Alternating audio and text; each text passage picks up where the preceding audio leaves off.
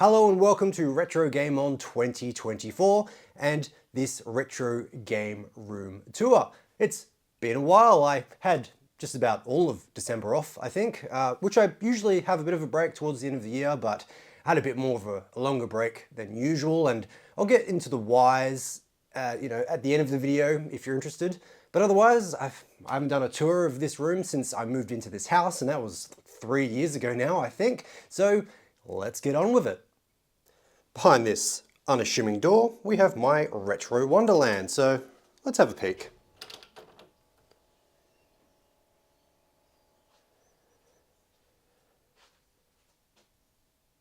So we'll just do a bit of a pan shot now, just to overall have a look at everything that's in here, and then we'll go through all the different components one by one.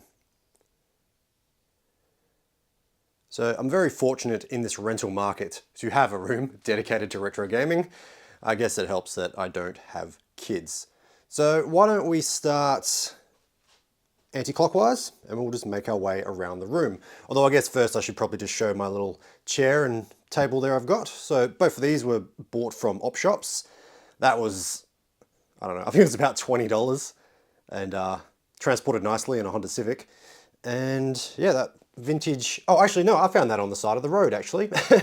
So it's neither here or there, but I do have two TVs, so I'll get into the whys and reasons for that in a second. But we also have this footstool here, which is a great mode of, or a great method I should say, of storage. So basically I just have some odds and ends in there, N64 power supply for some reason, but mostly controllers, just controllers I use on a regular basis.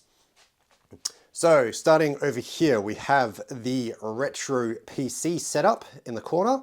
So obviously there's no chair, there's not really room for one, but when I do use this, I just wheel in my chair from my office and use it like that. So we have two computers here. So that computer on the right is actually my childhood computer. It's the first computer my family ever owned. I've made some changes and parts and have, died and had to be replaced over the years. Currently it has two hard drives in it. It dual boots both Windows XP and Windows 98. The computer on the left there, that was also found on the side of the road. I used to have a job where I did a lot of driving around, so I used to pick up all sorts of stuff. That computer has appeared in a few different videos. I have a like a CF. It doesn't have a hard drive. It like boots off like a CF card, and I've put a couple of different things on there at the moment. I haven't booted up in a while, so I can't actually remember what's on it right now, but it's definitely had Windows 3.1 on it. It's a pretty interesting video if you haven't seen that. Trying to get such an old operating system to run on a relatively new computer. I think it's got Windows 95 on it at the moment, but like I said, I can't remember. But same thing with this monitor. Bought that from an op shop. It's always handy to have these in this like aspect ratio, and they also accept all sorts of video inputs, which is very useful for DOS. I've had this keyboard since I was a kid. My dad originally brought it home from his office that he worked in when they were throwing them in the bin. Same for this mouse. I've actually had that a very long time as well. It's a little bit messy. This is probably the messiest part of the whole room. I've got a few odds and ends here, like this is where I just sort of keep burnt discs. So like Geist Force, the 2021 release, made a video on that. And then we have like the last Golem. I'm not actually sure what that is. Quake 3 Arena. Yeah, I pirated it. Shoot me. But yeah, we've just got little USB powered speakers. The little setup works quite nicely. So you may be noticing there's two TVs. We have the old clunker, the CRT, which I got for free on Facebook Marketplace. That doesn't have SCART. Unfortunately, SCART's not too common here in Australia, but it does have component and it does have S-Video, as well as a more modern TV. So the reason for that is I'm actually, and here's a bit of an admission of guilt, I actually want to do away with CRTs altogether. That CRT is on the way out. There's like a little yellow spot that's forming in the corner of the screen. I've had so many of these die over the years and they're just so big and heavy. So gradually I've been making the move towards a more modern TV solution using things like an OSSC. I've gradually been modding my consoles so they have RGB, or I've been buying RGB SCART cables if it's already compatible. So yeah, like down here we do have the OSSC, so we can see all it up there. I'm basically trying to move away from composite as much as I can. There's a few consoles I can't move away from composite, so the idea is to get a retro tink or something like that. And once I've got that covered, I'm just getting rid of that TV. Honestly, I'm just sick of it.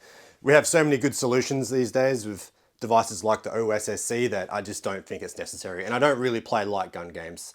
But we do have a few other consoles. So there is supposed to be a light there that was turned on a second ago. I guess the battery's run out. But we do have a PS2 and an Xbox there, both of which are modded. And they both run via component. So on the top here, we've got a few odds and ends. So, I forget you saw that.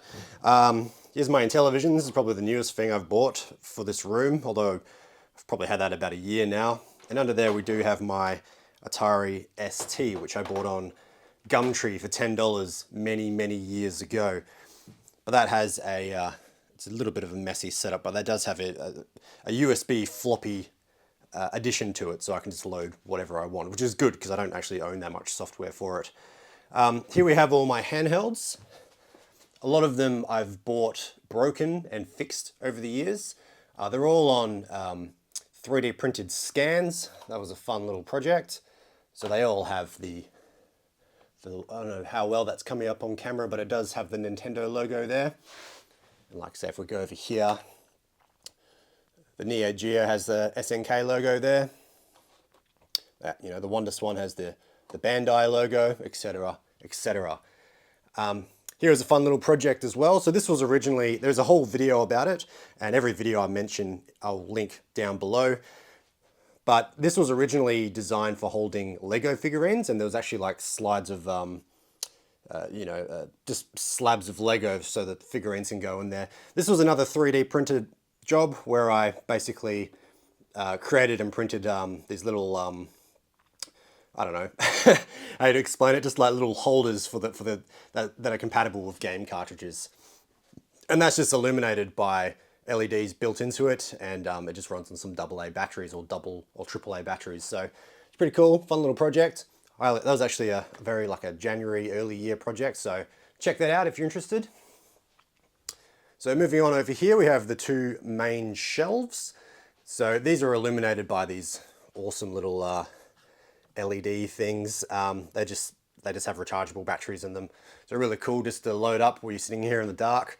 I've got a selection of game boxes up there. Some things up there you may recognize from previous videos, like the Compumate, and hiding behind the Famicom box there is the Sheen Pong console, Australian distributed in the 1970s. And yeah, we just have odds and ends. So there's my Xbox collection. Here is part of my PS1 collection. PS1 collection continued. I think out of all the systems, the most games I own for any system is the PlayStation 1. And down here we've got a few things, mostly PSP, but also GameCube. PS2. PS2 continued.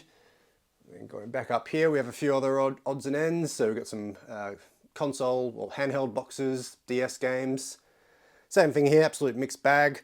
A few things you may notice from previous videos. There's like the handheld I built. There's the mini Vectrex I built, as well as the Caveman. There's a video on that as well. But we've got some NES games, Game Boy Color. I've got a random 3DO controller. Oh, the Data Man. That was a fun video by Texas Instruments.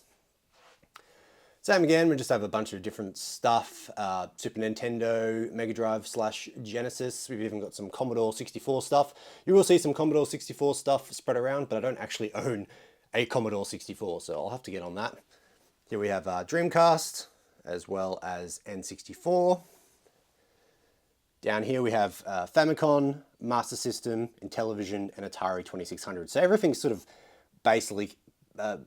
basically categorized by generation it came out, but it's a little bit all over the place otherwise. We've got some random Game Boy games there that didn't fit in the display cabinet. And just down here we just have some odds and ends. It's actually pretty messy. And I will add, the cable system may look a bit here and there, but it's actually quite organized, but there's only so nice you can make things look. And yeah, we just got some floppy drives. We have a VHS from the 90s explaining how great Apple is. And then for some reason, a Leapster a small collection of Leapster games. Don't at me. Don't ask me why I have those. So over here we have the newest edition, this display cabinet. It's pretty much the reason I'm making the video today. Ouch! I just hit my shin on my free roadside table. So I've got just some random consoles up there for some reason. But for the first time ever, I'm displaying my vintage calculator collection.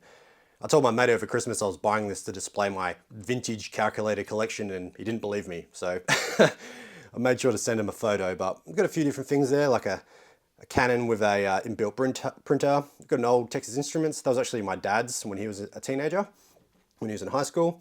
I've got some old Sharps, some old Casios. That Sharp there is quite interesting. That was my partner's grandfather's calculator. Unfortunately, he died last year, but so we helped clear out the house, and I found it. It's actually got some really old advertisements for medicines or something along that. He was a surgeon. He was a head surgeon of the hospital he worked in. So I thought that was pretty cool, and I think it looks great in the display cabinet. And then we have a few other more advanced calculators here. So that Sharp, I rescued that from the bin at the old place I used to work. It used to be used for surveying.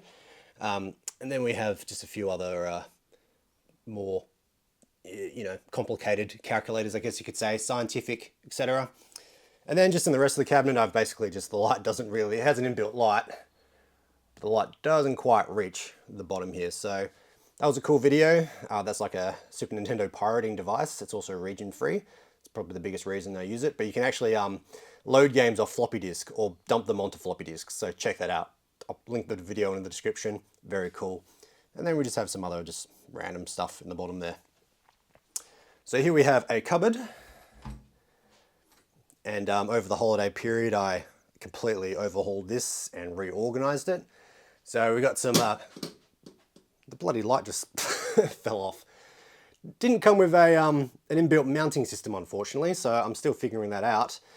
The magnets were the second thing I've tried, and as you can see, it didn't work, so I'll figure that out. So yeah, we have some broken Xboxes up there that have various issues with them. I have to delve into those in the new year. I actually found a lot of stuff in here that I should make videos of, just stuff I've held onto for years and haven't. So got a big PlayStation 2 era steering wheel in there via Logitech, comes with the pedals. So I'll definitely have to crack that out and make a video about it. I also found like a dance mat in there as well for like, PS1 era, Dance Dance Revolution, that sort of thing.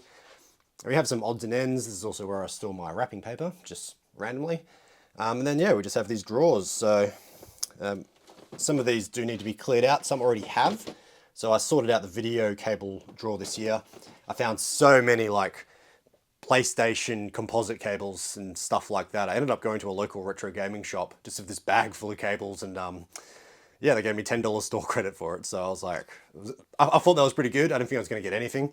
They honestly would have either gone to an op shop or gone in the bin. So the power adapter drawer does need to be sorted out. That's pretty nasty. Then in the rest of these drawers, I think we just have controllers, which is cool. So that brings us to the very last item of this room, and that is the PC games. So we do have some odds and ends. That would have been a cool video. I couldn't get it to work, unfortunately, but I might have another look at it. That will also be a cool video, but I just want to get a few more game cartridges that support it. I've only got one for the time being. And I want to make some more Intellivision content, but unfortunately that sort of era in gaming doesn't really do well with the views, but I guess I don't do this as a full-time job and I don't really care, so I might just make it anyway. But here we have big box PC games. A few of these you may recognize from videos, like the Indiana Jones and Fate of the Atlantis. I think that's probably the last PC gaming video I've made. And we have some more newer stuff here in the slightly smaller form factor. And again, moving on to that. And then we have my collection of Retro Gamer magazines, which don't fit in their allocated spot anymore. I've got to figure out a solution for that. And I've got about 6 more issues I haven't read yet. They just keep arriving in the mail and I don't read them. So I'll have to, new year, new me, actually like read the pile of Retro Gamer I've got to get through. So it's unfortunate the light fell off, but yeah, that is the room. Just real quick, I just want to show you my other room, the office. This room is very important to the making of these videos, and I probably spend a lot more time in here than I do actively in the other retro gaming room. So I've got the window open. It's currently about 30 degrees. It's not even midday yet, so I'm currently sweltering a bit. But the reason this is all being reorganized is because of this thing, an aircon. So there is aircon in this house, but not in this room. So usually in the past summers I've lived here, this room has basically become unusable, and considering how much rent costs, it's just not a very good use of my money. So obviously buying this wasn't cheap. It's a DeLonghi as well. It is a name brand, but it makes a world of difference. And another reason I want to get rid of the CRT in the other room is so I have enough room to wheel this in there and use it in there if need be. So same again, I won't spend too much time in here, but I just think it is important to the videos since, like I said, I do spend a lot of time in here. So we do have some storage here, most of it electronic based, cables. There's that bloody 3DO I never fixed. I will one day, hopefully. You may remember my DIY arcade stick. I built that a very long time ago when I was still living at the old house. And we just have some other storage. There is another cupboard in here, but I won't bother opening that because that's shared between me and my partner. So that has her junk in there as well. Here is like my little camera nook. So there's stuff here from my other channel, Brendan's Odyssey. Check that out. It's my exploration and history channel. So a video channel like that does require a torch. There's a few other odds and ends. There's my other 4K camera. That's a Sony A6300, I think, for those playing at home. In here is my 4K Logitech Brio webcam, which is useful for a lot of different stuff. And then, yeah, we just have like an old microphone and, I don't know, like a display monitor and some paperwork. Here is the battle station itself. 3 monitors, went 3 monitors this year. With my new job I have, it actually facilitates working from home. I haven't done it yet, but this is going to be amazing for that when I finally do. So, yeah, pretty beefy computer. Won't bother telling you the specs or anything, but it goes, I'll tell you that much. Got a UPS, got to have a UPS. Aircon like previously mentioned. My ye old faithful 3D printer, Ender 3. Made a couple of upgrades to it over the years. Like most importantly, a BL Touch, so it has leveling built into it, which wasn't something that was standard. Then we have my toolbox, and of course my workbench, which has appeared in many, many videos, but it's only appeared in one video in this configuration. This whole room got reorganized with the integration of the aircon. This desk here used to be in that corner, and the table used to be more over here. So I think this is a pretty good setup. And it's not the greatest setup in the world, but it does its job. You know, we've got soldering station, desoldering station, power supply. Got a bunch of other tools in there and in there. Funny story with this, I bought my dad a book for Christmas, and he was flicking through it on Christmas Day, and this popped out of it. For some reason it was inside of the book. I bought the book on Amazon, so my dad does game, but he doesn't have a Nintendo Switch, so that was sort of like an extra Christmas present to me from Amazon. So cheers, Amazon. Thank you for watching this video and sticking around to the end. If you have, I really appreciate it. I've got a lot of big things planned in my head for 2024, and I'm really excited to get stuck in and have a really great year for the channel. So just a bit of a personal note. I have talked about this in a previous video. I did do a channel update a couple of months ago.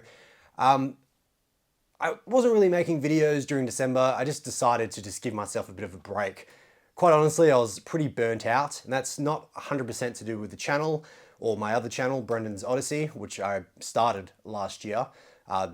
These channels are actually like a really great outlet for me. But in my personal life, I did start a new job, and the new job's been great. I really love it. It's way better than my previous job, but we don't need to get into that. But it's a very technical job. I'm learning a lot. I've literally filled up like an A4 notepad back in the office with notes.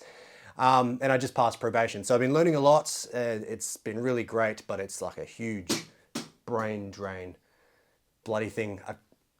If anyone has one of those, please let me know how you've secured it. It's very un-IKEA-like for them to sell 2 separate products which are compatible out of the box and have no mounting system for it whatsoever. So that's just bizarre, but that's neither here nor there. So what was I saying? Yes, I am a little bit burnt out, but I have had a break.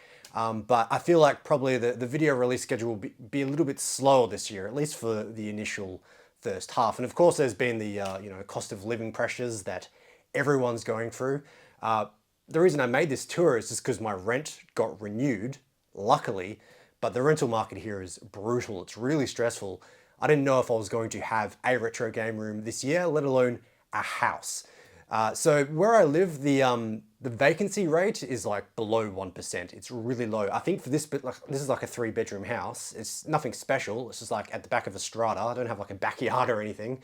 I think the occupancy rate is something like 0.3%. So I am pretty close to the city. I'm like 7 kilometers away from the Perth CBD, so that will definitely be a huge factor. But it's where I want to live, and I pay through the butthole for it. So happy to get a new job that can pay for it.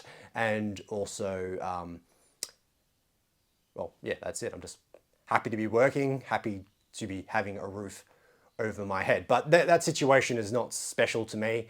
Everyone in Perth who's a renter is going through this right now. Like, my rent is quite literally doubled since I moved in here 3 years ago. It's nuts. And we moved in here during COVID, so yeah, but that's all a part of it. I've had a lot of stress related to that. Brain drain of the new job, but that's all going okay. And you know, the brain drain gets a little bit less and less every single day. So looking forward to when I can just rock up. It's the sort of job where I can sit there and put headphones on and listen to podcasts and music. It's great. It's really ideal for me. I used to have a job where I used to have to like work outside, and you know, it's like it's bloody hot in here as is. It's like what, 11:30, and it's like 30 degrees. So working outside in the Perth Australian summer and the winter is not very fun. The winter has its own perils. It rains a lot. It's bloody cold, windy, stormy, all that sort of stuff. So happy to be working indoors. What else was I going to talk about? I want to keep this short because this video has run a bit long, but yeah, let me just have a think for a second.